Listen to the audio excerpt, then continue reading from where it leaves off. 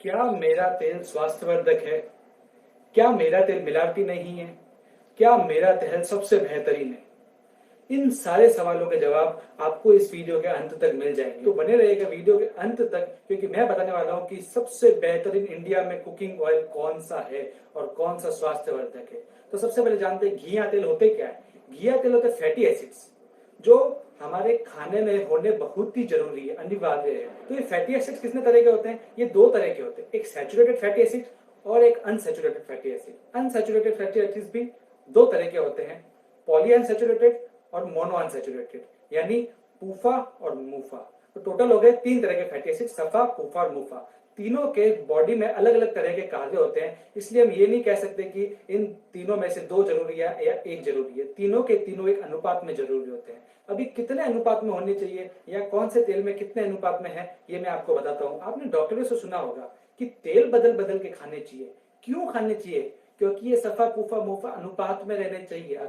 National institute of nutrition Hyderabad के research के अनुसार इन तीनों का विशेष अनुपात दिया गया है। सफा, पूफा, मूफा का विशेष अनुपात दिया गया है, जो आपको स्क्रीन पर दिख रहा होगा। तो इन अनुपात में हम अगर सारे के सारे तेलों को और घी को इसमें रख के देखते हैं, तो हम ये देखते हैं कि ओनली फॉर मूंगफली का तेल और राइस ब्रान ऑयल, ये दोनों ही इस अनुपात पे खरे उतरते हैं। तो इन दोनों में से कौन सा चुना जाए? तो इन दोनों में से चुना जाएगा राइस ब्रान ऑयल। और ये क्यों चुना जाएगा, ये आपको फटाफट मैं बताता हूं। राइस ब्रान ऑयल होता क्या है? ये चावल और छिलके के नीचे जो भूसी होती है, उस पर एक तेलीय परत होती है, उससे निकाला जाता है राइस ब्रान ऑयल। तो इसके क्या फायदे हैं? सबसे बेस्ट, इसका स्मोकिंग पॉइंट सबसे अधिक है। इससे ये कम जलता है और ज्यादा चलता है। और दूसरा क्या, इससे घी की भी सारी चीजें बनाई जा सकती है, क्योंकि ये गाढ़ा होता है और घी के सारे काम कर सकते हैं, यानी घी का भी फादर है। और क्या, इससे धुआं कम छोड़ता है, क्योंकि ये कम जलता है इसलिए धुआं कम छोड़ता है। और सबसे इंपॉर्टेंट इस तेल का फायदा है कि इसके अंदर तीनों तरह के एंटीऑक्सीडेंट पाए जाते हैं, टोकोफेरस, टोकोट्राइनॉल्स और ओरिजिनॉल। टोकोफेरल और टोकोट्राइनॉल तो काफी तेलों में पाया जा सकता है, लेकिन ओरिजिनल दुनिया में ओनली फॉर एकमात्र तेल राइस ब्रान ऑयल में पाया जाता है। तो फटाफट जानते हैं इसके फायदे क्या है। ये हाई बीपी को कंट्रोल में रखता है, ये थायराइड को कंट्रोल में रखता है, और ये डायबिटीज को कंट्रोल में रखता है। और सबसे इंपॉर्टेंट बात, ये हार्ट को स्वस्थ रखता है, इसलिए जापान में इसको हार्ट ऑयल के नाम से भी जाना जाता है। इसलिए पीजीआई चंडीगढ़ के जो डायरेक्टर है के तलवार जी, उन्होंने भी इस तेल को खाने की सलाह दी है विश्व हृदय दिवस पर।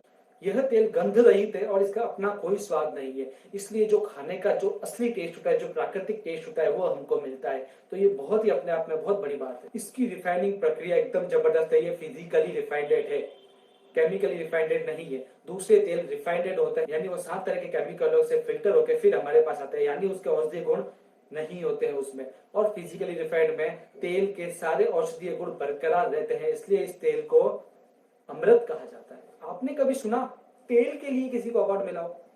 जी हाँ, 2007 में पूर्व प्रधानमंत्री डॉक्टर मनमोहन सिंह जी ने इस तेल के लिए इसके उत्पादक को 2007 में राष्ट्रीय सम्मान पुरस्कार दिया। 2009 में पूर्व केंद्रीय राज्य मंत्री दीनदयाल पाटिल जी ने विशेष मान्यता पुरस्कार दिया हुआ। 2010 में राष्ट्रीय पुरस्कार से प्रतिभा देवी सिंह पाटिल ने भी इसको अवार्ड दिया हुआ है। और 2010 में doctor APJ Abdul Kalam sir ने सम्मानित किया है इस तेल के लिए।